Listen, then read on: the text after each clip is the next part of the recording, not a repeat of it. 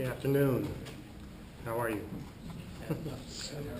Good. Thank you for the opportunity to speak. So I actually live in the Adair Park neighborhood. I signed up as a realtor out of Sanctuary Real Estate, but I wanted to speak on behalf of the BeltLine and the impact it's had on my neighborhood opposed to on my profession. I actually moved here from Seattle, Washington. I've lived in Adair Park for about 10 years actually now. I've been in Atlanta for about 14 years. And the opportunity to have a project as large as the BeltLine that's in my backyard, I just think is overwhelming. I think it's part of the reason why I stay in Atlanta.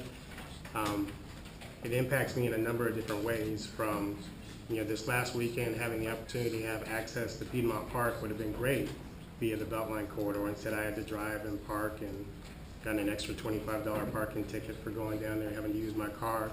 But I also have a meeting even tomorrow morning at Piedmont Hospital. So the access I'd have to Piedmont Hospital via the BeltLine would have a huge impact on the way I live.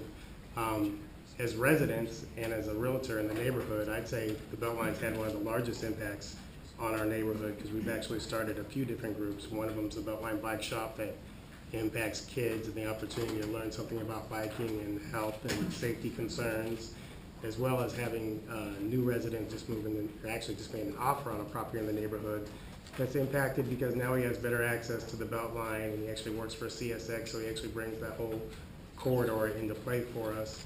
And just having a better opportunity to make it to the MARTA corridor, being able to leverage MARTA, being able to leverage parks, being able to leverage trails, it's just an opportunity that I think is unbelievable for the neighborhoods.